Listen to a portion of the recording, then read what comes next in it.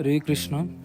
পরমহংস গুরু মহারাজ এবং শিল প্রভুদের বিশেষ কৃপায় আজকে আমরা নেপালে এসে 1,25,000 শালিগ্রাম শিলা দর্শন করতে পারছি।